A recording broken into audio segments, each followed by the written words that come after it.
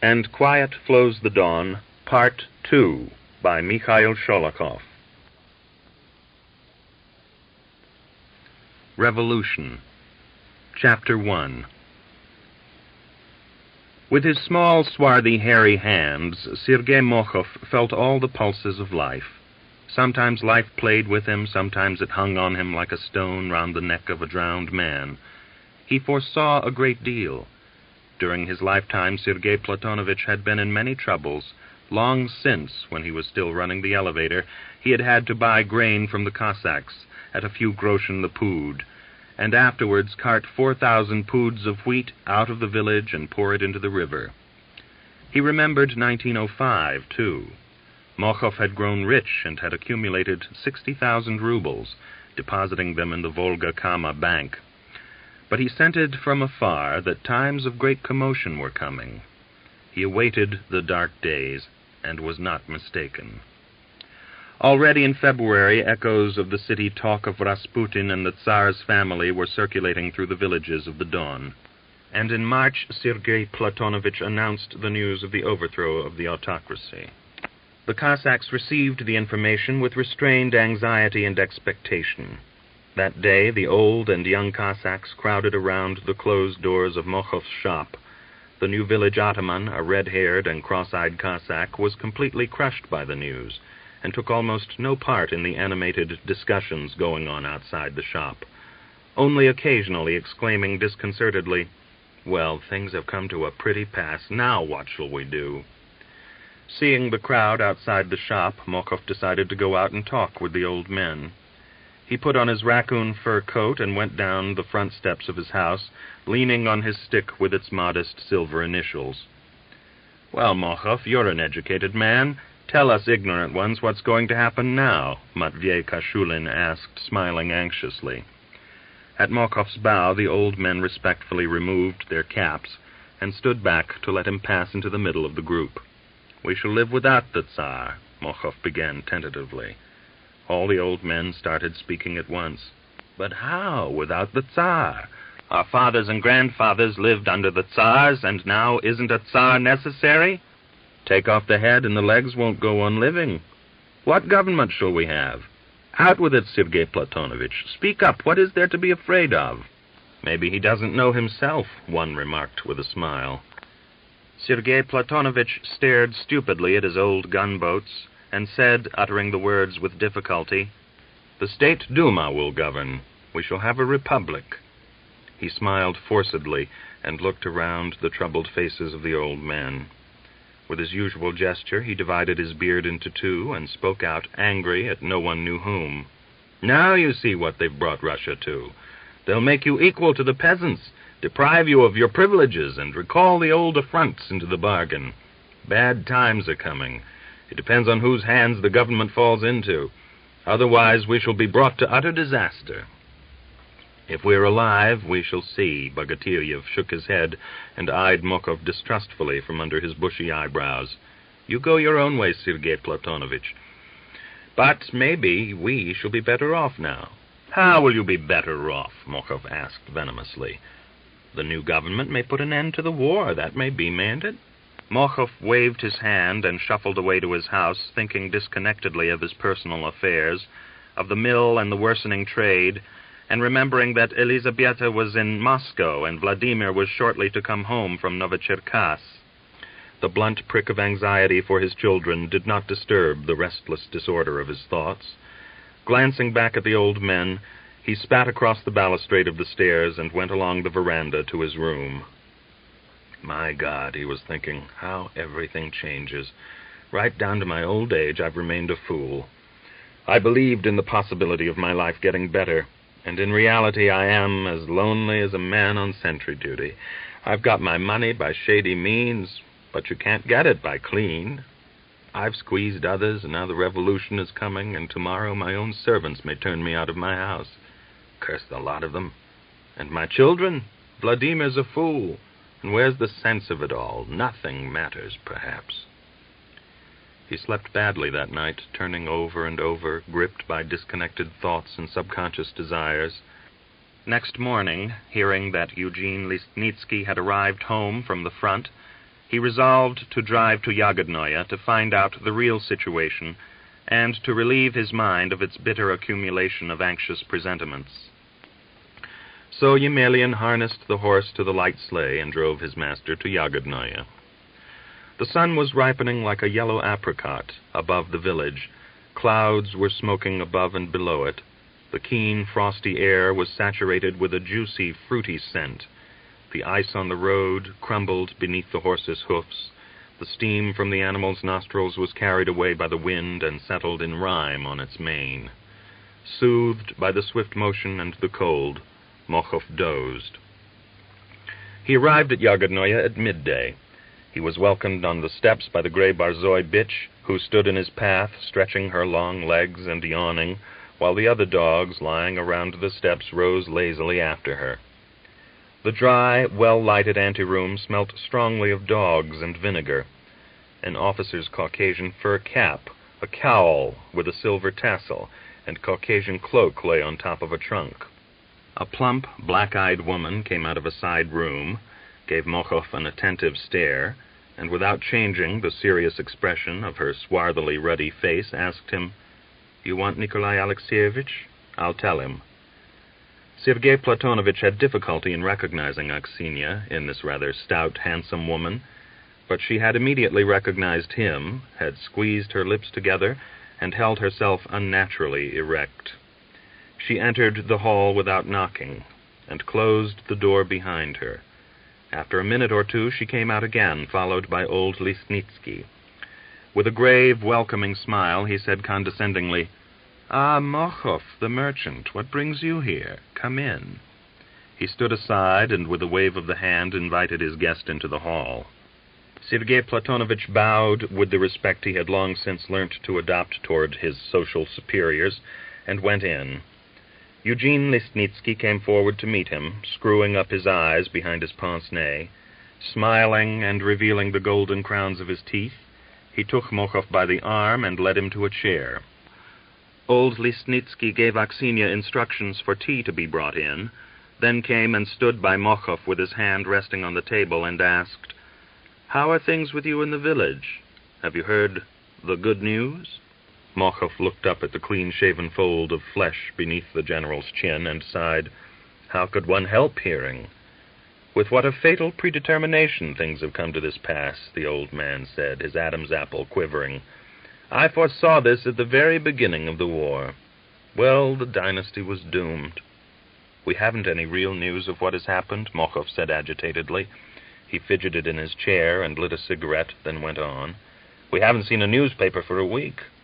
And as I heard that Eugene Nikolaevich had come home on leave, I decided to drive over and ask what has really happened and what we have to expect next." Now no longer smiling, Eugene replied, "Menacing events. The soldiers are literally demoralized. They don't want to go on fighting. They've tired of it. To tell the truth, this year we simply haven't had soldiers in the accepted meaning of the word. They have become bands of criminals, licentious and savage. Father simply cannot understand it. He cannot realize the extent to which our army has become demoralized. They arbitrarily abandon their positions, rob and kill the civilians, kill their officers, maraud. Refusal to carry out military orders is now an everyday occurrence." "The fish rots from the head," old Lisnitsky puffed out with a cloud of tobacco smoke. "I wouldn't say that," Eugene frowned, one eyelid twitching nervously. "I wouldn't say that. The army is rotting from below, disintegrated by the Bolsheviks. Even the Cossack divisions, especially those which have been in close contact with the infantry, are morally unreliable. A terrible weariness and desire to get back home. And the Bolsheviks."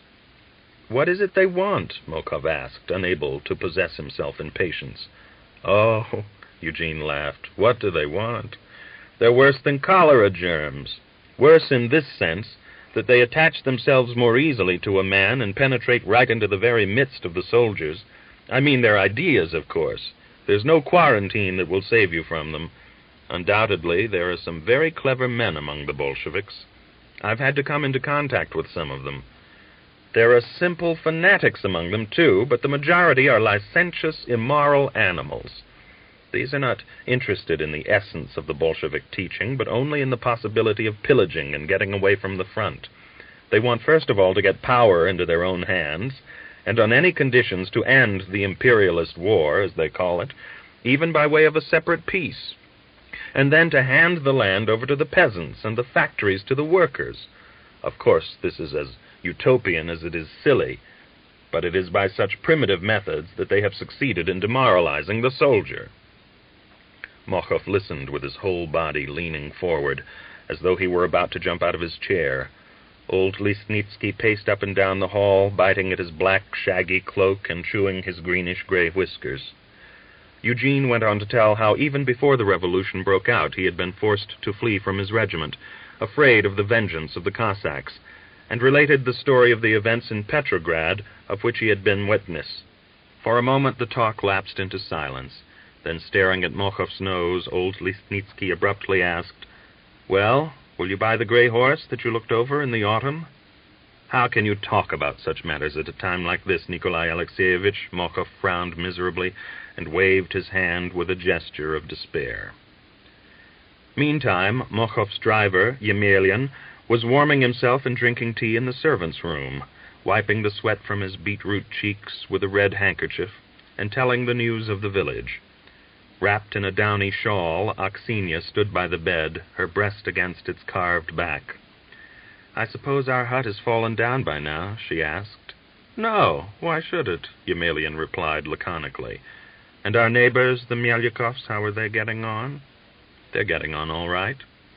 "Pyotr hasn't returned on leave?" "I haven't heard tell of it." "And Griegor?" "Griegor came home after Christmas. His wife gave him twins last year. And Griegor was wounded." "Wounded?" "Yes, in the arm. He was marked all over, like a bitch after a fight. I don't know whether he had more crosses or gashes." "And how did he look, Grishka, I mean?" Aksenia asked. Suppressing a dry sob, she coughed and wiped her nose. "Just the same as ever, hook-nosed and dark, a Turk of the Turks, as you'd expect." "I didn't mean that. But does he look any older?" "How should I know? Maybe he's a little older. His wife gave birth to twins, so he can't have aged very much." "It's cold in the house," Aksenia said with a shiver, and she went out. "A poisonous, stinking nit if ever there was one," Yemelyan snorted. "Not so long ago she was running about the village in bast shoes, and now she's quite the lady. It's cold in the house. Pah, you lady from the lower end. Your mother gave birth to a bitch, she did. Such women are dangerous. I'd show them the carrion. Cold in the house. The crawling serpent, the snotty mare. Pah!" He was so offended that he could not finish his 8th cup of tea, but got up, crossed himself, and went out, staring arrogantly about him and deliberately soiling the clean floor with his boots. The whole of the journey back he was as gloomy as his master. He poured out the vials of his wrath on the horse, flicking its hindquarters indecently with the end of the whip and calling it names. Contrary to his wont, he did not exchange a single word with his master, and Sergei Platonovich also maintained a frightened silence. Chapter 2. Before the March Revolution took place, the 1st Brigade of one of the infantry divisions held in reserve on the southwest front, together with the 27th Don Cossack Regiment attached to it, was withdrawn from the front in order to be transferred to Petrograd to suppress the disorders which had broken out. The brigade was led to the rear, equipped with new winter outfits, fed well for some days, then was entrained and dispatched. But events moved faster than the regiments, and on the very day of departure, insistent rumors were circulating that the Emperor had signed a decree abdicating the throne at the headquarters of the Commander-in-Chief. The brigade was turned back halfway. At the station of Razgon, the 27th Cossack Regiment was ordered to detrain. The lines were blocked with transports. Soldiers with red bands on their coats, well-made new rifles of Russian pattern but English manufacture on their shoulders, were scurrying about the platform. Many of them seemed to be excited, and stared anxiously at the Cossacks being formed up in companies. The day was rainy and exhausting. Water was rippling off the roofs of the station buildings. The oily puddles in the permanent ways reflected the gray, fleshy sheepskin of the sky. The roar of the shunting engines sounded muffled. Beyond the goods warehouse, the regiment was met by the commander of the brigade on a raven horse. Accompanied by the regimental commander, he rode up to the Cossacks, reined in his horse, stared hard at the companies, and made a speech, stumbling and faltering in his choice of words. "Cossacks, by the will of the people, the reign of the Emperor Nikolai II has been, overthrown. The government has passed into the hands of the Provisional Committee of the State Duma. The army, and you among them, must take this, news calmly. The duty of the Cossacks is to defend their native land from the attacks of external and, so to speak, from external enemies. We shall hold ourselves apart from the troubles now begun, and leave it to the civil population to choose a way of organizing a new government. We must stand apart. For the army, war and politics are, incompatible. In times when the foundations are being, shaken, we must be as hard." At this point, the old, impotent brigadier general, unused to speech-making, hesitated over the choice of a simile, while the regiment waited patiently. "As hard as steel. It is your Cossack military duty to obey your officers. We shall struggle against the enemy as brilliantly as before, while back there," he made a vague, sweeping gesture behind him, "let the State Duma decide the fate of the country. When we have ended the war, we shall take part in the internal life of the country, but for the present, we cannot betray the army. There must be no politics in the army." The Cossacks remained at the station for some days, taking the oath of allegiance to the provisional government, attending meetings, gathering in large local groups, but keeping themselves apart from the soldiers swarming at the station. Among themselves, they discussed the speeches they had heard at the meetings, distrustfully turning over every doubtful word, until all of them, somehow or other, reached the conclusion that if there was freedom now, that meant the end of the war. It became difficult for the officers to struggle with that conviction, and to maintain that Russia was bound to fight on to the end. The bewilderment which took possession of the higher command of the army had a serious effect on the lower ranks. It was as though the brigade staff had completely forgotten the existence of the division stranded on the line halfway to Petrograd. The soldiers ate up the 8 days' rations which had been issued, then crowded to the neighboring villages. Spirits appeared miraculously for sale, and drunken soldiers and officers became a common sight. Torn out of the normal round of duties, the Cossacks crowded in their wagons, awaiting transport to the Don. For the rumor that the 2nd Reservists were to be demobilized was very persistent. They grew negligent in the care of their horses, and spent the day in the market squares, trading with German helmets, bayonets, overcoats, and the tobacco they had brought back from the trenches. When at last an order arrived for the regiment to return to the front, it was received with open discontent. The 2nd Company at first flatly refused to go, and the Cossacks would not allow the engine to be coupled to the transport wagons. But the regimental commander threatened to have them disarmed, and the agitation died away. The transport dragged slowly towards the front, whilst in every wagon the situation was excitedly discussed. At a certain railway junction, the Cossacks poured out of the wagons as though by previous agreement, and taking no notice of the promises and threats of the commander, began a meeting. In vain did the ancient station-master mingle with the gray Cossack greatcoats, imploring them to go back to their wagons and let the lines be cleared.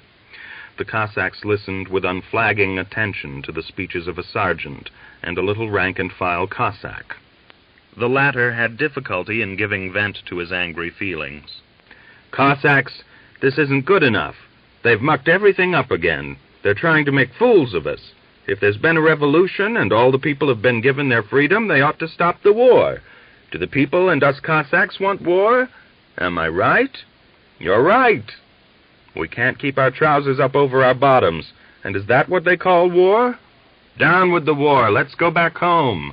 Uncouple the engine. Come on, boys. Cossacks, wait a bit. Cossacks, brothers. You devils, hold on, brothers. The little Cossack shouted away, attempting to raise his voice above the 1,000.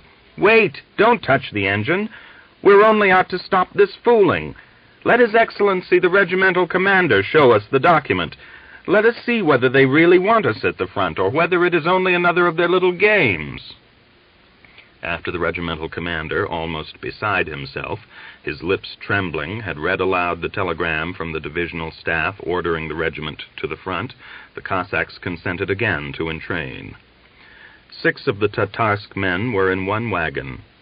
There were Pyotr Melyukov, Nikolai Koshevoy, Mitka's uncle, Anikushka, Fyodor Baraskov, Merkulov, a gypsy-looking Cossack with black curly beard and blazing hazel eyes, and Maxim Gryaznov, a dissolute and merry Cossack known throughout the Don district as a fearless horse-stealer. A cross wind pierced through the wagon. The horses stood with their horse-cloths over them at hastily built mangers.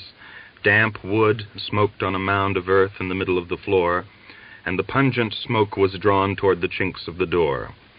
The Cossacks sat on their saddles around the fire, drying the smelly rags wound round their legs. But Pskov was warming his bare feet at the fire, a contented smile lurking on his Kalmyk angular face. Gryaznov was hurriedly sewing his gaping sole to the upper with a wax thread. In a husky voice, he remarked to no one in particular, "When I was a lad, I used to climb up on the stove in winter time, and my grandmother, she was 100 years old then, would search for lice in my head with her fingers and tell me, 'My little Maxim, my darling.' In the old days, the people didn't live like they do now. They lived well, lawfully, and nobody dared attack them.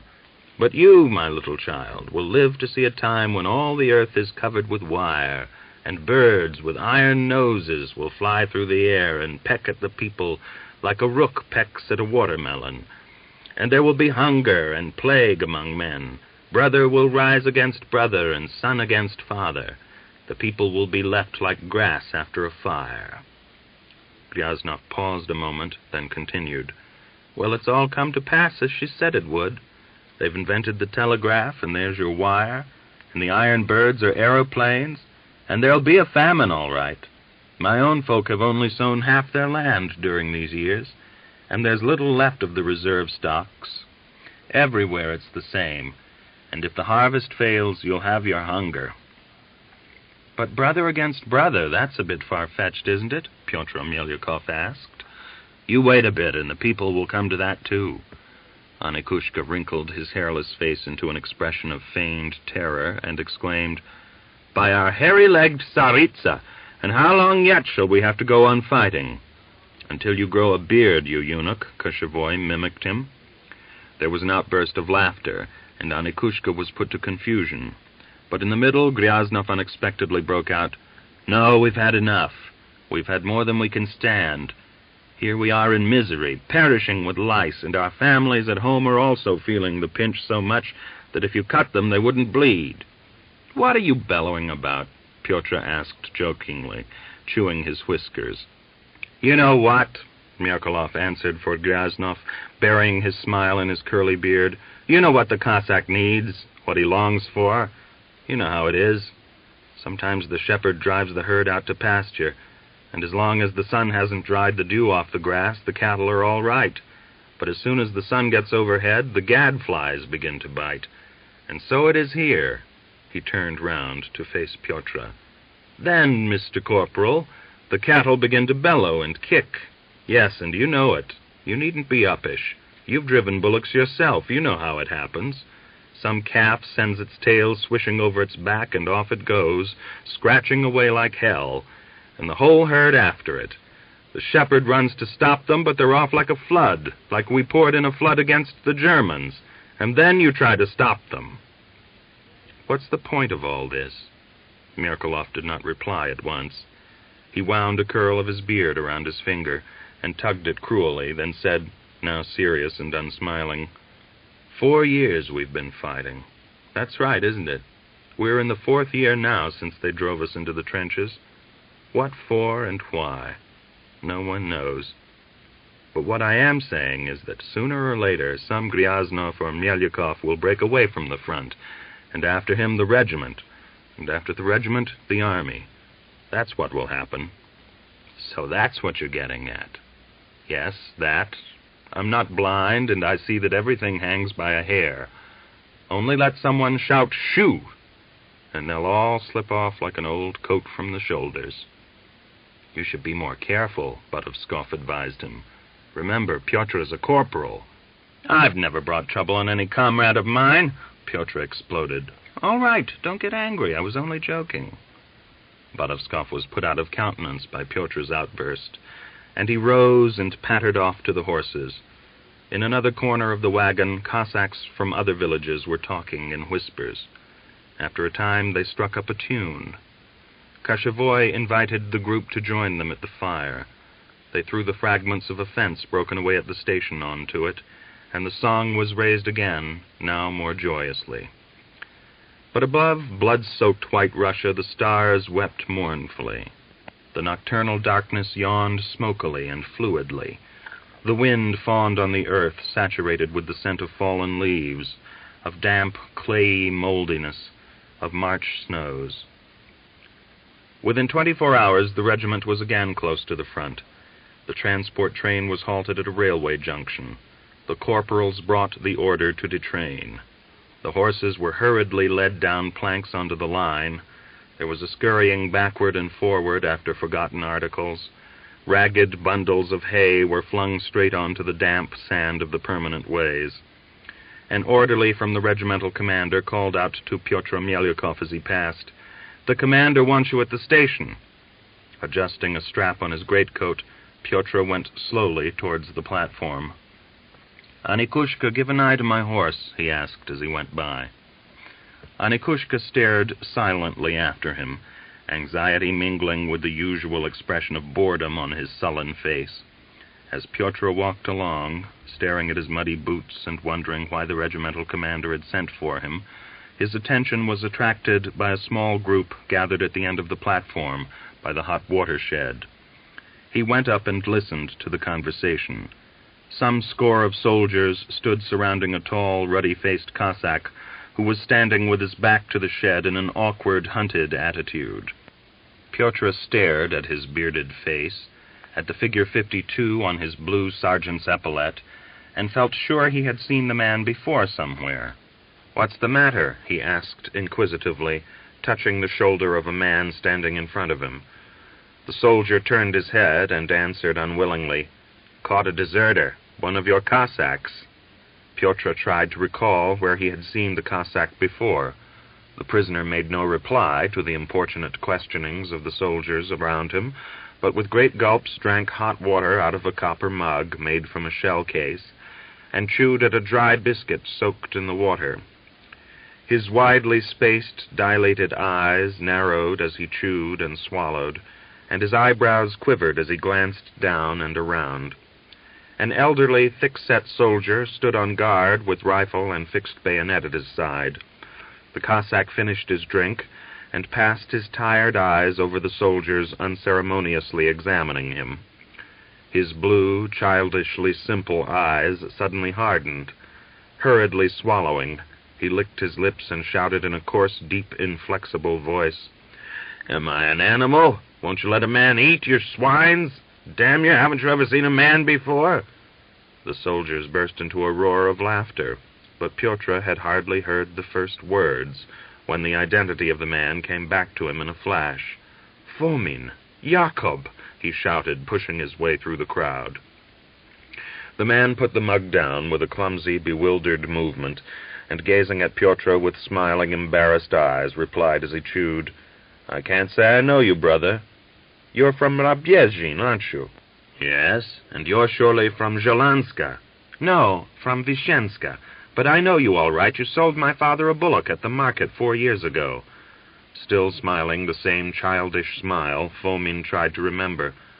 "No, I've forgotten it. I can't remember you," he said with evident regret. "You were in the 52nd? "Yes." "You ran away? How could you, brother?" Fomin took off his fur cap and fished out an ancient pouch. He bent and slowly pushed his cap under his arm, tore off a corner of paper, and only then fixed Pyotr with a stern, moistly twinkling gaze. "Couldn't stand any more, brother," he said gruffly. Transfixed by the man's stare, Pyotr coughed and bit at his yellow whisker. "Well, finish your talk, or I'll be getting into trouble through you," the soldier escort remarked, picking up his rifle. "Come on, old boy." Fomin hurriedly pushed the mug into his pack, said goodbye to Pyotr with eyes averted, and with a heavy, bearish, swaying gait went with his escort towards the station commandant's office. Pyotr found the regimental commander with the 2 company commanders bent over a table in the former first-class buffet. "You've kept us waiting, Melyakov," the colonel frowned with tired, irritable eyes. Pyotr listened to the information that his company was being placed at the disposition of the divisional staff, and that it was necessary to keep a sharp watch on the Cossacks, informing the company commander of any noticeable change in their attitude. He stared unwinkingly at the colonel's face, listening attentively, but Fomin's twinkling eyes and the quiet "couldn't stand any more, brother" stuck ineradicably in his memory. He left the warm, steaming buffet and went back to the company. As he approached his wagon, he saw a group of Cossacks gathered around the company smith. He promptly forgot Fomin and their conversation and hurried his steps, intending to have a word with the smith about the reshoeing of his horse. The petty cares and anxieties of the daily round rose uppermost, but it was only for a moment. From behind a wagon came a woman decked in a white, fluffy shawl, and dressed differently from the women in White Russia. The strangely familiar shape of her figure fixed Pyotr's attention. The woman suddenly turned her face towards him and hastened in his direction, swinging her shoulders and her fine, youthful body, and although not yet close enough to distinguish her features by that light, crisp walk of hers, Pyotr recognized his wife. A pleasant, prickly cool penetrated to his heart. His joy was the greater because unexpected. Deliberately slowing his steps so that the others should not think he was particularly pleased, he went to meet her. He embraced Darya, kissed her the customary 3 times, and was about to ask her something. But his deep inward agitation broke through to the surface. His lips trembled, and he lost his voice. "I wasn't expecting you," he choked up at last. "My dove, how you have changed!" Darya clapped her hands. "You're quite a stranger. You see, I've come to visit you. They didn't want to let me go at home, but I thought I must go and see my dear one." She tumbled out the words, pressing against her husband and gazing at him with moist eyes. Around the wagons the Cossacks crowded, staring at them, quacking and winking. "Pyotr's happy, all right. My old wolf bitch wouldn't come to visit me. He might lend his wife to his own troop for a night, in pity on our poverty." At that moment, Pyotr forgot that he had promised himself to punish his wife ruthlessly, and he caressed her in front of everybody, stroking the arches of her eyebrows with his great tobacco-stained finger, and rejoicing. Darya also forgot that only 2 nights previously she had slept in a wagon with a veterinary surgeon of the dragoons who had been on his way from Kharkov to rejoin his regiment. The surgeon had unusually fluffy black mustaches, but that had been 2 nights ago, and now, with tears of sincere joy in her eyes, she embraced her husband, gazing at him with true, clear eyes. Chapter 3. On his return from leave, Eugene Listnitsky did not report to his old regiment, but went straight to the divisional staff. The chief of staff, a young general from a famous Don Cossack noble family, willingly arranged for his transfer to the 14th Don Cossack Regiment in view of his difficulties with the Cossacks of his previous regiment. Listnitsky was glad of the transfer. The same day he traveled to Dvinsk, where the 14th Regiment was stationed, and reported to the regimental commander. He was satisfied to find that the majority of the officers were monarchists, while the Cossacks were by no means revolutionarily disposed. They had taken the oath of allegiance to the provisional government very reluctantly, and took no part in the events seething around them. Cringing and peaceable Cossacks had been elected to the regimental and company committees. Lesnitsky breathed more easily in his new circumstances. The regiment had been stationed some 2 months in Dvinsk, assembled into a single unit and resting. Previously, the companies had been attached to infantry divisions and had wandered about the front from Riga to Dvinsk, but in April, a careful hand had brought the companies together, and the regiment was now prepared for anything. Protected by the officers' strict supervision, the Cossacks spent their days at exercise, fed their horses well, and lived a temperate, sluggish existence, removed from all outside influence. Unpleasant rumors circulated among them as to the future purpose of the regiment, while the officers talked openly of their intention, guided by reliable hands, to turn back the wheel of history in the not-distant future. The front extended a little farther to the west. There the armies breathed in a mortal fever. There was a shortage of military supplies, of food. With innumerable hands, the soldiers reached out to the phantasmal word, peace. In the armies, a ripened anger flowed and bubbled like water in a spring. But in Dvinsk, the Cossacks lived peaceably, quietly, and the miseries they had endured at the front were overgrown in their memories. The officers regularly attended the officers' meetings, lived well, and ardently discussed the future of Russia. So till the early days of July. On the 16th, the order came to advance without losing an instant. The regiment moved towards Petrograd. On the 20th, the hoofs of the Cossack horses were clattering over the wood-paved streets of the capital. The regiment was quartered in houses on the Nevsky Prospect, and Lesnitsky's company was assigned an empty commercial building. The Cossacks had been awaited with impatience and joy. The care which the city authorities had taken to fit up the quarters assigned to them witnessed eloquently to that. The walls gleamed with fresh whitewash. The clean floors shone like new pins. It was almost comfortable in the light, tidy semi-basement. Lesnitsky carefully examined the quarters and decided that they could hardly have been better. Satisfied with his inspection, he turned towards the door leading to the yard, accompanied by the little, elegantly dressed representative of the city administration who had been assigned to show him the building. Listening inattentively to the chatter of the city representative, he crossed the yard and inspected the warehouse allotted for stables. "We must have another doorway made in these stables," he pointed out. 3 doors for 120 horses are insufficient. In the event of an alarm, it would take us half an hour to get the horses out. It's strange that this circumstance was not taken into consideration beforehand. I shall have to report the matter to the regimental commander." He left the man making protestations that the work would be put in hand at once, and went upstairs to the rooms temporarily assigned to the company officers. He threw himself down on his camp bed and lay silent, feeling the damp sweat of his shirt cooling pleasantly on his skin. Worn out with his journey, he was disinclined to rise and wash, but mastering his lassitude, he rose at last, stripped and washed thoroughly, then rubbed himself dry with the towel. The wash freshened him, and he was about to pick up the newspaper to read about the disturbances of a few days before in the city, when an invitation came for him to call on the regimental commander. Rising unwillingly from his bed, he dressed and went on to the Nevsky Prospect. Lighting a cigarette, he strolled along the pavement. A dense throng foamed with men's straw hats, bowlers, and caps, and women's artificially simple and trimmed hats. Occasionally, the democratic green cap of a soldier appeared and disappeared, engulfed in the flood of colors. A fresh, stimulating breeze was blowing from the sea, but it broke against the blocks of buildings and was scattered into thin, unequal gusts. Clouds were floating southward over the steely, violet-tinted heaven. Their milky white masses were sharply and distinctly serrated. A steaming sultriness, heralding rain, hung over the city.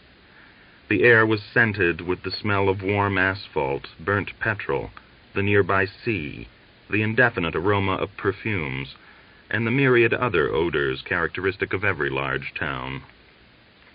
The sunblinds of the shops cast lazy olive-yellow patches on the pavement. The wind sent the blinds billowing and bellying, and the patches stirred, tearing away from the feet of the passers-by. Despite the afternoon hour, the Nevsky was crowded with people. With joyous satisfaction, Listnitsky, grown accustomed to towns during the years of war, drank in the myriad-voiced roar, the motor horns, the shouts of the newspaper sellers. Feeling among his own people in this crowd of well-dressed, well-fed people, nevertheless he could not but think, how satisfied, how glad and happy you are now, all of you, merchants, stockbrokers, officials, landowners, people of blue blood. But how did you feel only 3 days ago when the workers and soldiers were pouring in a molten stream along this very street? Truly, I'm glad for you, yet not glad, and I don't know how to rejoice in your well-being. He tried to analyze his mingled feelings, to find their source, and had no difficulty in deciding that he thought and felt so, because the war and all he had had to live through had drawn him apart from this crowd of well-fed and satisfied men and women. Now you, for instance, he thought, as his eyes met those of a plump, rosy-cheeked young man, why aren't you at the front? I suppose he's the son of a factory owner or some commercial giant, and has got out of military service, the scum, and he's growing fat in work for the defense of the fatherland. He went slowly up the steps of the house in which the regimental staff was quartered. On the landing of the second floor he smoked a cigarette, cleaned his pince-nez, and then ascended to the third floor where the staff was quartered.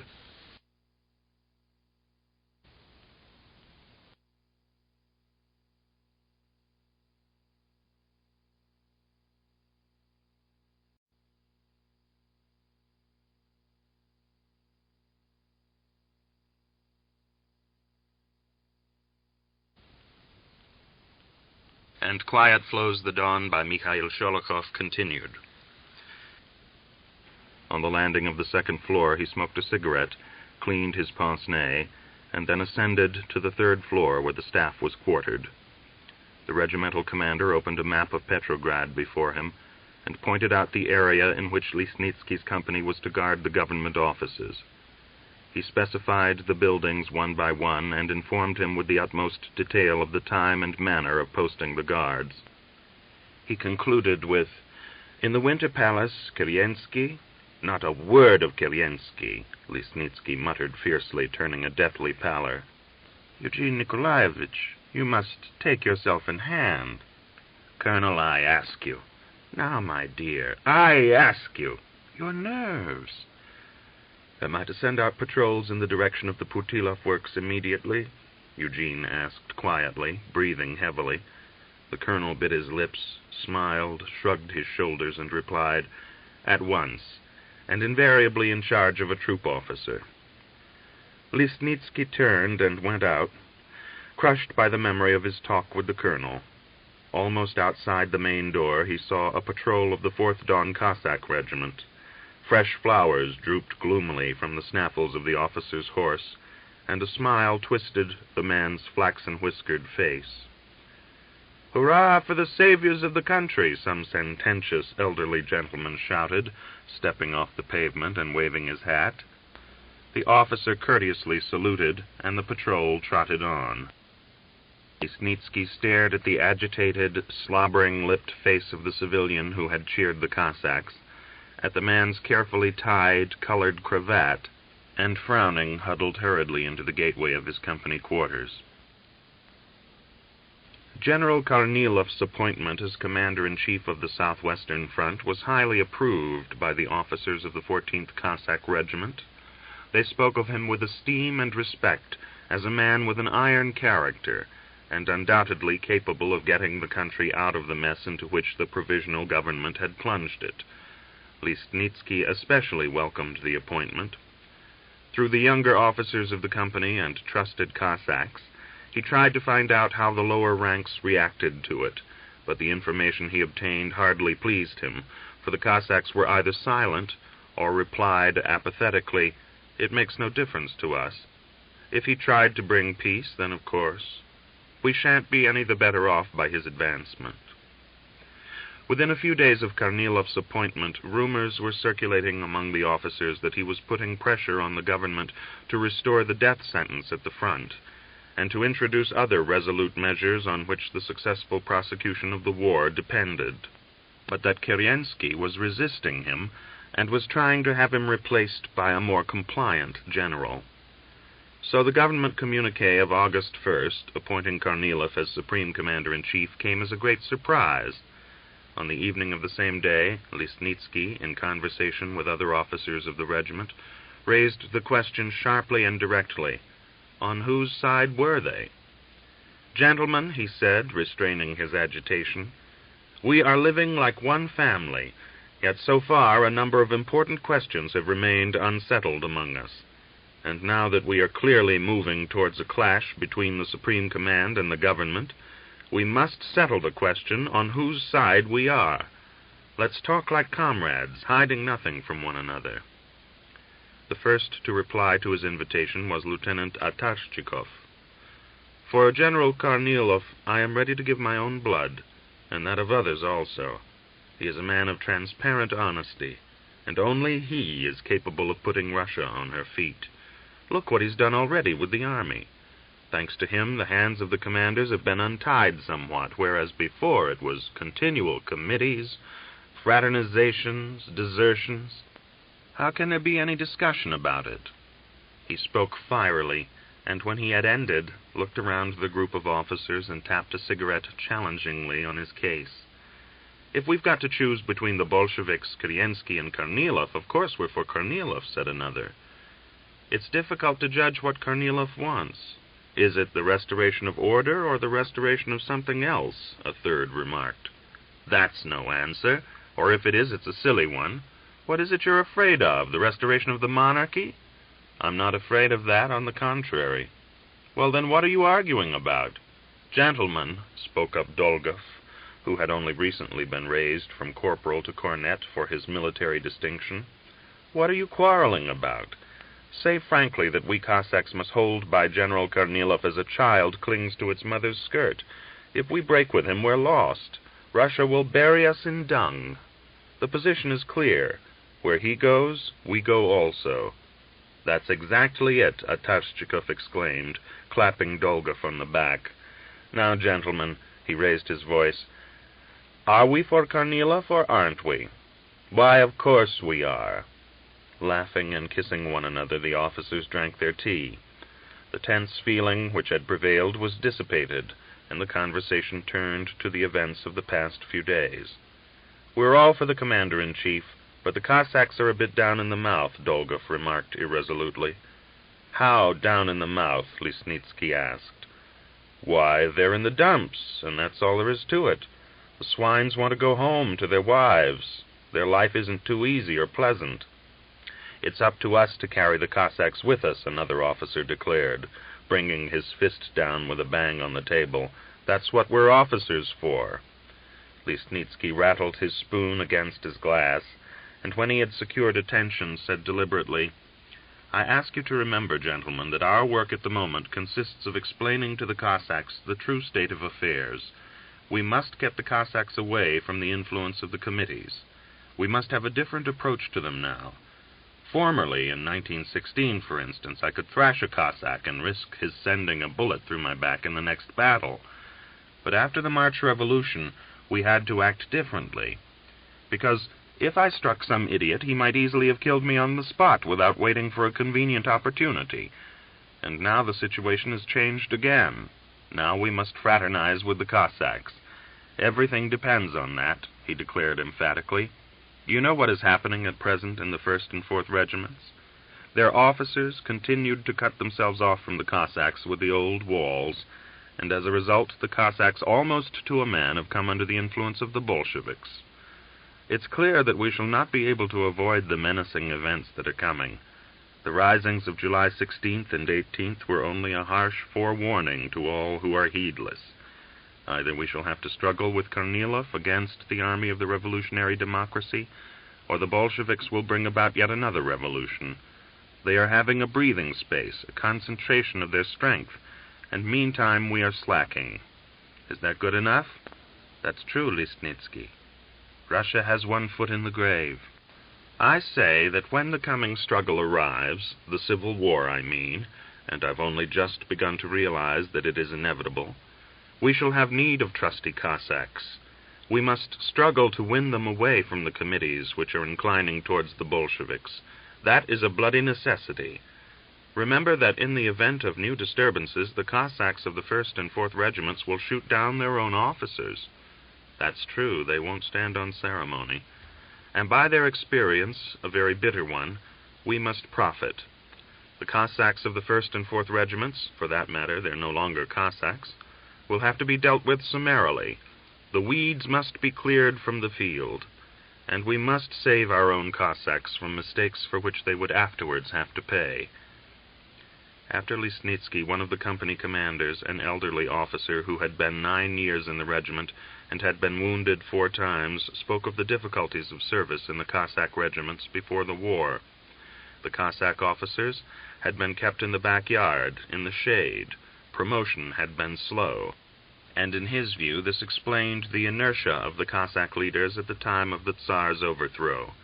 But even so, it was necessary to support Kornilov at all costs, and to maintain closer contacts with him through the Soviet of the Alliance of Cossack Troops and the Chief Committee of the Officers' Alliance. Let Kornilov become dictator, he ended. For the Cossacks, that will be salvation. Maybe we shall be better off under him than under the Tsar. The officers sat talking till dawn. It was decided to have talks with the Cossacks 3 times a week on political subjects, and the troop officers were to occupy the troops daily with gymnastics and reading, in order to fill up spare time, and to win the Cossacks away from the disintegrating atmosphere of politics. Before breaking up, toasts were jestingly proposed to the ring of their glasses of tea, and Dolgov and Atarschikov raised the tune of the old Cossack song, "But our Don is proud, our gentle Don, our father dear. Never did he bow to heathen, never asked of Moscow how to live. And the Turks, with the sword point for ages he greeted them, and from year to year the Donland steppe, our motherland, for the Immaculate Holy Mother and its own true faith, yes, for the Don so free with its billowing waves, battled with the enemies." Atarschikov sat with hands crossed on his knees, singing without faltering, his face unusually stern. Only towards the end of the song, Listnitsky noticed a tear running down his cheeks. After the officers of the other companies had departed, Atarschikov came and sat down on Listnitsky's bed, and fiddling with the faded blue braces on his chest, whispered, "You know, Eugene, I am devilishly fond of the Don, of all that old, age-old style of Cossack life. I love my Cossacks and the Cossack women. I love them all. I want to weep when I smell the scent of the steppe wormwood, and when the sunflower blossoms and the perfume of the rain-washed grapevines is in the air. I love it all so deeply and painfully, you understand? And now I'm thinking, mayn't we be fooling these same Cossacks with all this? Is this the road we want them to take?" "What are you getting at?" Listnitsky asked cautiously.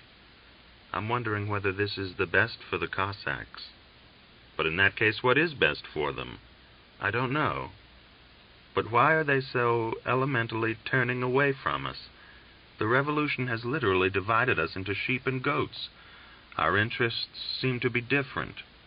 Don't you see," Listnitsky began carefully, "here we get a difference in the understanding of events. We have the greater culture, and we can critically estimate the situation, but for them everything is more primitive and simple. The Bolsheviks are continually driving into their heads that the war must be ended, or rather must be transformed into civil war.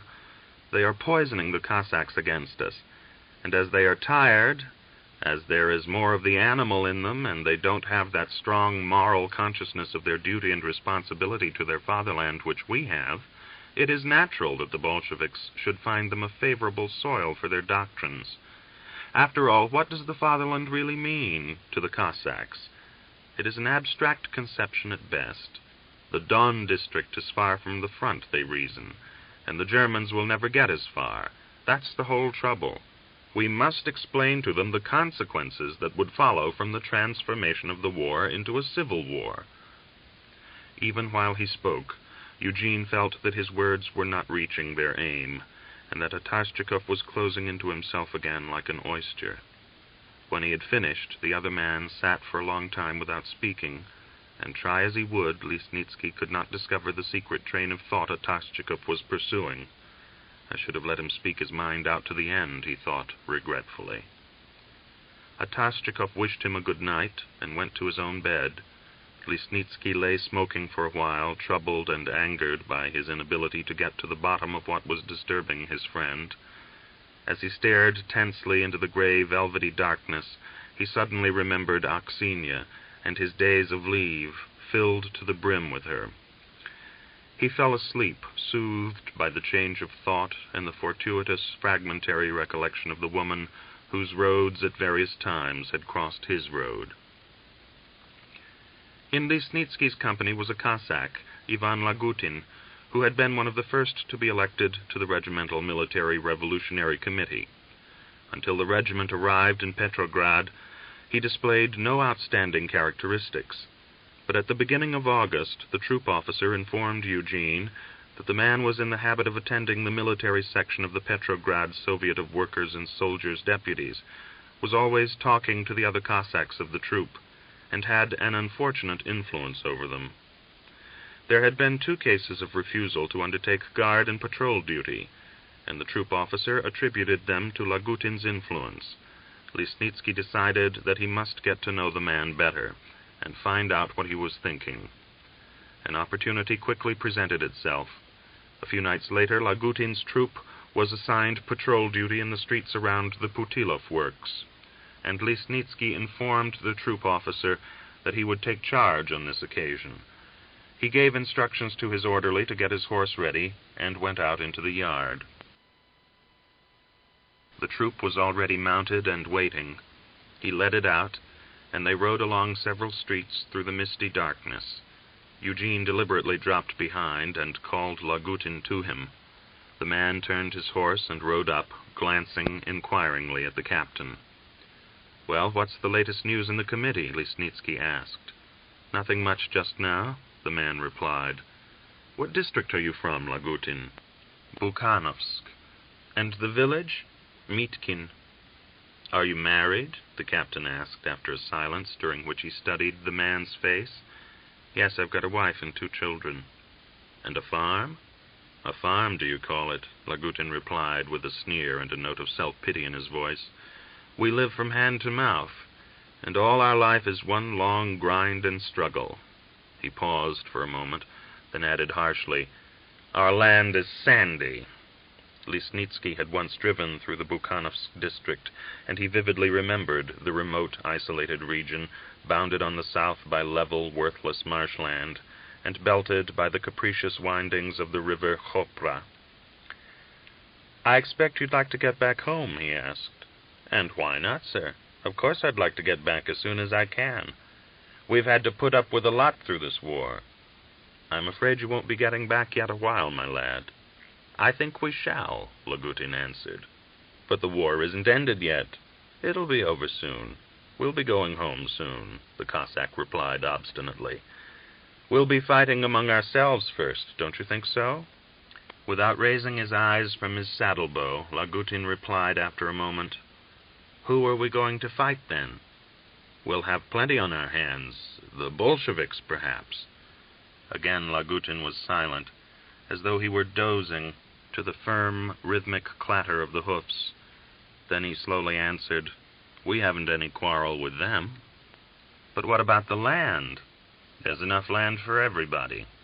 "You know what the Bolsheviks are after?" Eugene inquired. "I've heard a little about it." "Well, then, what ought we to do if the Bolsheviks attack us in order to seize our land and to enslave the Cossacks? You've been fighting the Germans in defense of Russia, haven't you?" "The Germans are different." "And the Bolsheviks?" "Why, sir," Lagutin spoke up. Evidently he had come to some decision. He raised his eyes and tried to catch Lesnitsky's gaze. "The Bolsheviks won't take my last bit of land from me. I've only got one share, and they won't need that. But, only you won't be offended, will you? There's your father now. He has 20,000 acres. Not 20, but 8. That doesn't make any difference. 8,000 isn't a little. And where's the right of that? And there's a lot like your father all over Russia. Then you think what every mouth needs. You want to eat, and everybody else wants to eat. Under the Tsar, everything was wrong, and the poor had a lean time. They gave your father 8,000 as his share of the pie, but he can't eat 2 men's food any more than I can.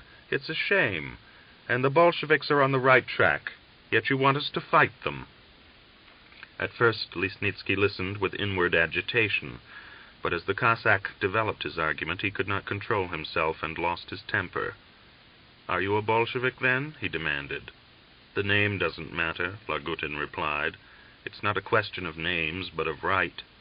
The people want their rights, but they're always being buried in the earth heaped over them. It's obvious what the Bolsheviks are teaching you. You haven't wasted the time you have spent in their company."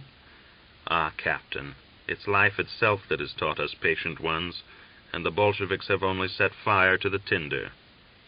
"You can drop those stories," Lesnitsky ordered, now thoroughly angry. "Answer me. You were speaking just now of my father's land, and of the landowner's land generally. But you know as well as I do that it is private property. If you have 2 shirts and I haven't even one, do you think I ought to take one from you?" Eugene could not see the Cossack's face, but from his reply he guessed that he was smiling. "I'd give up my extra shirt of my own accord. At the front I gave up not one extra shirt, but my very last shirt, and wore my greatcoat against my bare back, and nobody would be hurt by losing a little bit of land." "Haven't you enough land already?" Lesnitsky raised his voice. Lagutin almost shouted his answer.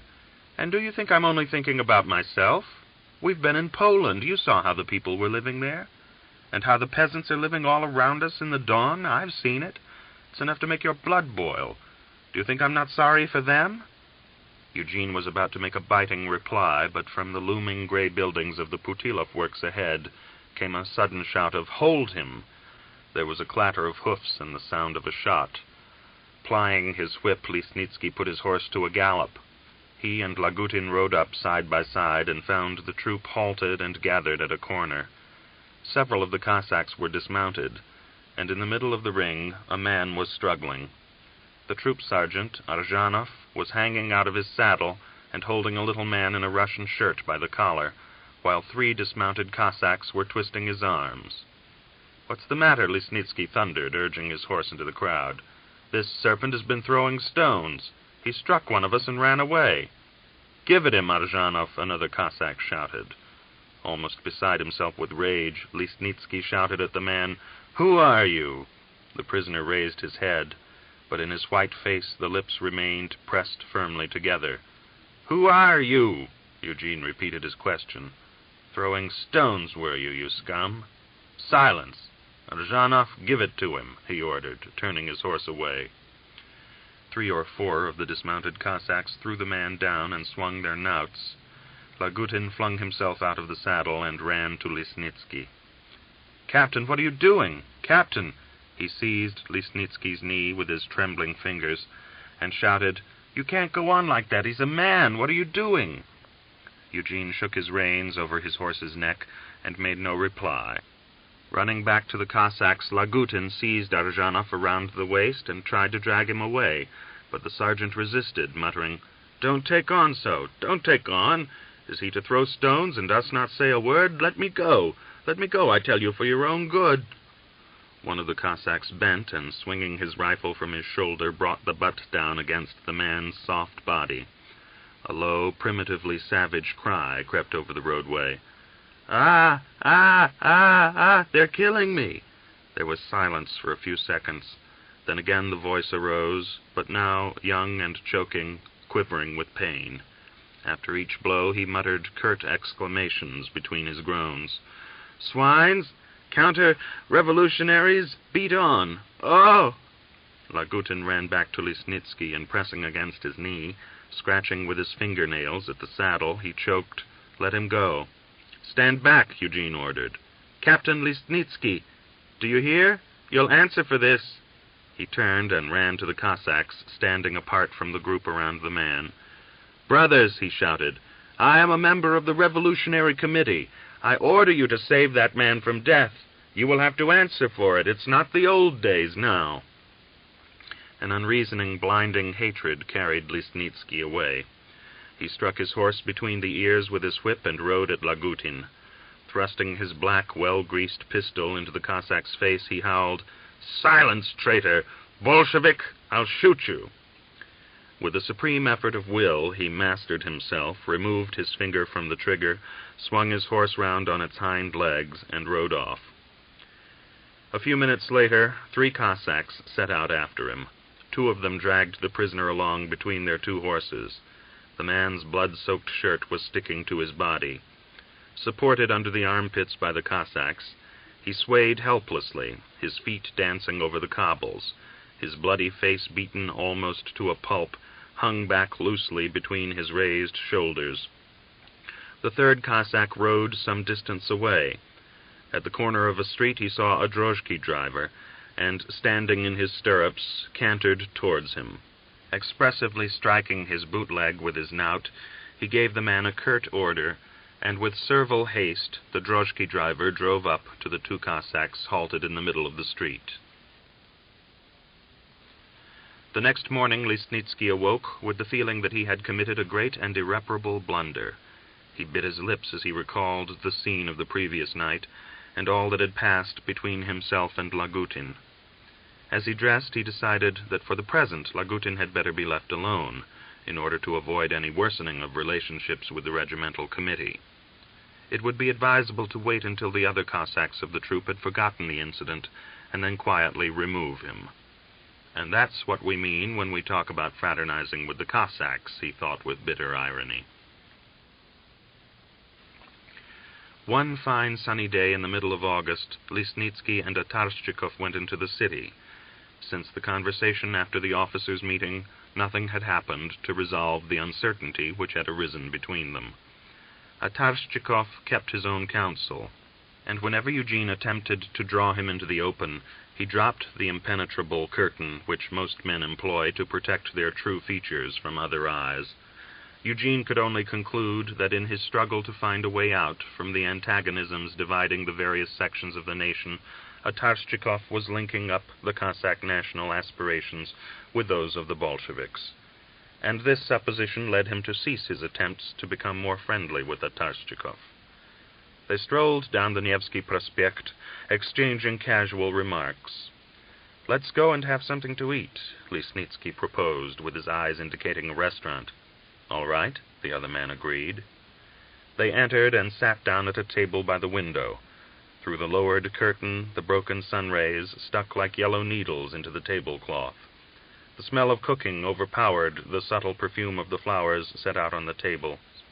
Listnitsky ordered some iced beetroot soup and sat thoughtfully fiddling with the rusty yellow nasturtium he had taken from the vase. Atarschikov wiped his perspiring brow with his handkerchief. His drooping, weary eyes, blinking incessantly, watched the sunlight playing on the legs of the neighboring table. They had not finished eating when 2 officers, talking loudly, entered the restaurant. As the first looked for a free table, he turned his sunburnt face in Listnitsky's direction, and his black eyes lit up gladly. "Why, it's Listnitsky, surely!" he cried, and came with confident and unhesitating steps towards Eugene. Listnitsky at once recognized Captain Kalmykov and his companion Chubov. They shook hands heartily. After introducing them to Atarschikov, Eugene asked, "What fate has brought you here?" Twisting his whiskers, Kalmykov replied, "We've been commanded to Petrograd. I'll tell you later. But first tell us all about yourself. How do you find life in the 14th Regiment?" They left the restaurant together. Kalmykov and Listnitsky dropped behind the others, turned down the first side street, and walked along towards a quiet part of the city, talking almost in whispers. "Our 3rd Corps is held in reserve on the Romanian front," Kalmykov told Eugene. "About 10 days ago, I received instructions from the regimental commander to hand over my company to another officer, and to go with Chubov to place ourselves at the disposition of the divisional staff. Wonderful. We go to the divisional staff. There we are confidentially informed that we are to go at once to report to General Krimov. So we go to the Corps headquarters. Krimov sees me, and as he has been informed which officers are being sent to him, he tells me frankly, the government is in the hands of men who are deliberately leading the country to destruction. The group at the head of the government must be replaced, and possibly the provisional government will have to be dismissed in favor of a military dictatorship. He mentioned Kornilov as a probable candidate, and then proposed that I should go to Petrograd to put myself at the disposition of the Central Committee of the Officers' Alliance. And now several hundred reliable officers are gathered in the city. You can guess what our role is to be. The Central Committee of the Officers' Alliance is working in close contact with our Soviet of the Alliance of Cossack Troops, and shock battalions are being organized at railway junctions and among the divisions. And what will come of it? What do you think? That's the point. But do you mean to say that you, living here, still don't know the situation?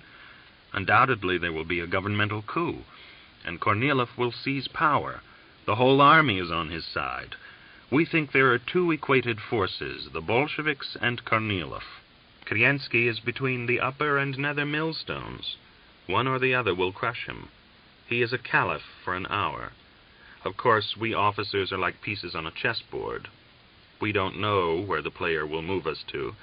I, for instance, don't understand all that is happening at staff headquarters, but I do know that there is some secret understanding among the generals. But the army? Will the army follow Kornilov? Eugene asked. Of course the soldiers won't, but we must lead them. You know that under pressure from the left, Kandinsky is trying to dismiss the commander-in-chief. He won't dare. Tomorrow he will himself be on his knees. The Central Committee of the Officers' Alliance has expressed its opinion quite categorically on that matter, Kalmykov replied. There can't be any talk of dismissing Kornilov. But did you see his arrival in the city yesterday? It was classic.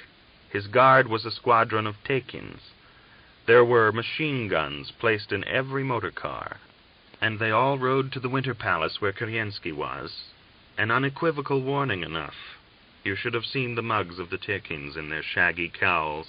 They're worth looking at. The two officers walked back to the center of the city and took leave of each other. We mustn't lose sight of each other, Eugene, Kalmykov said as he shook hands.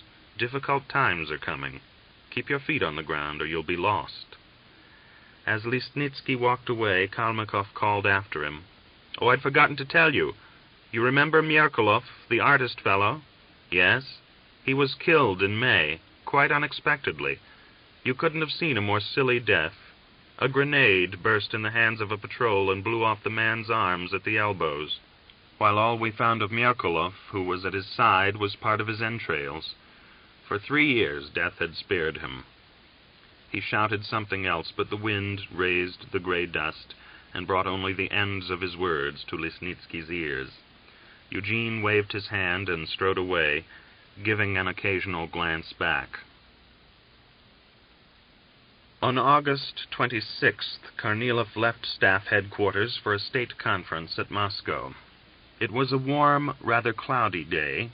The sky looked as though cast of aluminium. In the zenith hung a clearly defined, fluffy violet cloud. From it fell a slanting rain, broken with rainbow hues, and falling on the train flying over the rails, the distant clean outlines of birches and all the widow's weeds of the early autumn earth. The train sped on, leaving behind a ruddy scarf of smoke.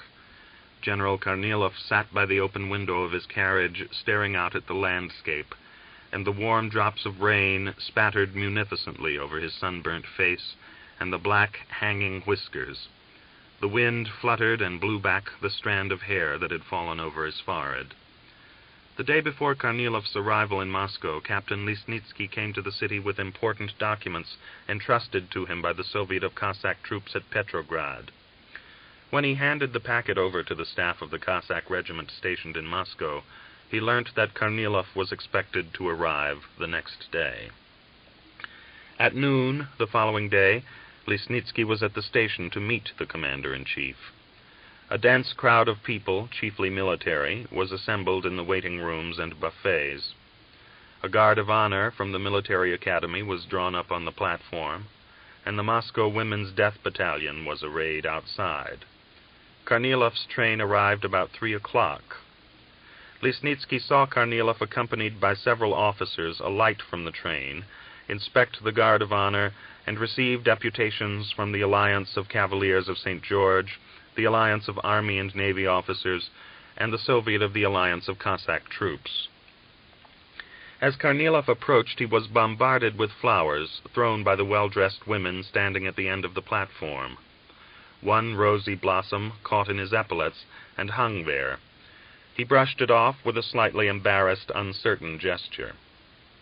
A bearded elderly officer began to stammer out greetings in the name of the Cossack regiments, but Lisnitsky could not hear what was said, for the crowd pushed him against the wall. After the speeches, Kornilov moved on, the way being cleared by officers with joined hands. But the crowd swept them away. Dozens of hands were stretched out to Kornilov. A stout, disheveled woman hovered at his side, trying to press her lips to his sleeve. At the station entrance, Kornilov was lifted shoulder high and carried out to a tumult of acclamation. With a strong thrust of the shoulder, Lisnitsky managed to push aside some dignified elderly gentleman caught at Kornilov's feet, and put the general's legs across his shoulder. Unconscious of the weight, panting with his agitation, endeavoring to keep his feet, he moved slowly forward, deafened by the roar of the crowd and the blare of a band. Down the steps they went into the square. In front was the crowd, the green ranks of soldiers, and a Cossack company. Lisnitsky set his hand to the peak of his cap, blinking his tear-filled eyes, and trying to restrain the irresistible trembling of his lips. Afterwards he had a confused memory of the rattle of cameras, the frenzy of the crowd, the ceremonial march of the Junkers, and the little erect figure of General Kornilov taking the salute. Next day, Lisnitsky returned to Petrograd. He climbed into the upper berth of his compartment, unbuttoned his tunic, and smoked, thinking of Kornilov. At about the same time, during a break in the session of the Moscow State Conference, 2 generals, one short and with the face of a Mongol, the other stout, with a thick growth of close-cropped hair on his square head, were strolling up and down one of the corridors of the great theater, talking in whispers. "Does any point of the declaration provide for the abolition of committees in the army?" Kornilov asked. "Yes," replied Kalyedin. "A united front and complete solidarity are absolutely indispensable," Kornilov declared. "Without the enforcement of the measures I have indicated, there can be no salvation. The army is quite incapable of fighting. Such an army not only cannot bring victory, but will not even be able to withstand any considerable attack. The divisions have been disintegrated by the Bolshevik propaganda. And here in the rear, you see how the workers react to any attempt to apply measures to bridle them. Strikes and demonstrations. The members of the conference have to go on foot. It's scandalous. The militarization of the rear, the establishment of a harsh, punitive regime, the ruthless extermination of all the Bolsheviks, these are our immediate tasks. Can I count on your support in the future, General Kalyedin?" "I am absolutely with you." "I was sure of that. Thank you. You see how, when it is necessary to act resolutely and firmly, the government confines itself to half measures and resounding phrases. We soldiers are accustomed to acting first and talking afterwards. They do the opposite. Well, the time is coming when they will eat the fruits of their half measures. But I have no desire to take part in this dishonorable game. I remain an adherent of the open struggle. I am no double dealer." He halted, and twisting a button of Kalyedin's tunic, stuttered in his agitation. "They've removed the muzzle, and now they're afraid of their own revolutionary democracy, and are asking me to move reliable troops nearer to the capital. Although at the same time, they're afraid to take any real measures themselves. One step forward, one step back. Only by a complete consolidation of our forces and strong moral pressure can we win concessions from the government. And if not, we shall see. I shall not hesitate to lay the front open. Let the Germans bring them to their senses." He stood thinking for a moment, then added, "I shall expect you and the rest in my room after the session. What is the situation like on the Don?" Kalyedin's square head sank onto his chest, and he stared down in front of him with a morose, lowering look. His lips trembled as he replied, "I haven't my former confidence in the Cossacks, and it is difficult to judge of the situation at the moment. A compromise is necessary. The Cossacks must be conceded something in order to hold them. We are taking certain steps in this direction, but I cannot guarantee their success. I am afraid of a clash of interest between the Cossacks and the settlers. The land, all their thoughts are centered on that at the moment. You must have reliable Cossack divisions ready to hand in order to safeguard yourself. When I return to the staff, we shall find some way of sending several regiments from the front back to the Don. I shall be very grateful to you if you can. Well then, this evening we shall discuss the question of our future cooperation. I firmly believe in the successful accomplishment of our plan. But fortune is a fickle jade, General.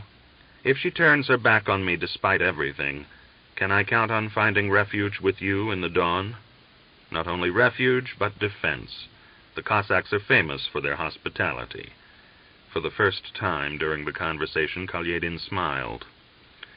An hour later, Kalyedin, the Ataman of the Don Cossacks, announced to a hushed audience the historic declaration of the 12 Cossack regiments. From that day on, the threads of a great conspiracy, like a black spider web, were flung throughout the Don, the Kuban, the Urals, throughout the Cossack lands from end to end, from one village to another. Chapter 4. About a mile from the ruins of a little town that had been wiped out by gunfire during the July offensive, the monstrously winding zigzag of the trenches ran past a forest. The sector along the outskirts of the forest was held by the Special Company. Behind them, beyond the impenetrable green of a fir wood and young birches, stretched the rusty mud of peat marsh, and the crimson berries of dog-rose bushes shone gaily. To the right, beyond a protruding cape of forest, stretched a shell-holed macadam road. At the fringe of the forest grew miserable bullet-rent bushes, and charred trunks huddled forlornly. Here the yellow-brown clay of the breastworks was visible, and the trenches ran like frowns across the open fields into the distance. Behind them, even the marsh with its remains of former peatworks, even the broken road, were an eloquent testimony to life and abandoned labor. But by the forest edge, the earth presented a joyless and bitter picture to the eye. One day in August, Ivan Alexeyevich, the former employee at Mochov's mill, went off to the neighboring town where the company baggage train was quartered, and did not return until early evening. As he made his way into his dugout, he ran into Zakhar Korolyov. Zakhar was almost running, aimlessly waving his arms, his saber catching in the edges of the sandbags. Ivan Alexeyevich stepped aside to let him pass, but Zakhar seized him by a button of his tunic, and rolling the unhealthy yellow of his eyes, whispered, "Have you heard? The infantry to our right are leaving the front. Maybe they're running away." "What do you mean? Perhaps they're being relieved. Let's go to the troop officer and find out." Zakhar turned back, and they went along to the troop officer's dugout, slipping and stumbling over the slippery, wet earth. But within an hour the company was relieved by infantry, and was on its way to the town. Next morning they took to their horses and were riding by forced marches to the rear. A fine rain was falling. The birches were bowed gloomily. The road plunged into a forest, and scenting the dampness and the moldering pungent scent of fallen leaves, the horses snorted and quickened their pace. The rain-washed spurge flax hung in rosy beads. The foamy caps of the white clover gleamed an unearthly pallor. The wind sprinkled heavy, granular water drops from the trees over the riders. Their greatcoats and caps were dark with wet spots, as though spattered with shot. The smoke of tobacco curled and flowed above the ranks. An excited discussion of their unknown destination went on. After a while they struck up a song, rejoicing that they had been snatched out of the wolves' cemetery, as they called the trenches. The The same evening they were loaded into wagons at a station. The train dragged towards Pskov, and only some time later did they learn that the company was being transferred, together with other sections of the Third Army Corps, to Petrograd to suppress outbreaks of disorder. Then the talk died away in the wagons, and a drowsy silence reigned. Out of the frying pan, one of them at last expressed their general opinion. At the first halt, Ivan Alexeyevich, who since March had been permanent chairman of the company committee, went to the company commander.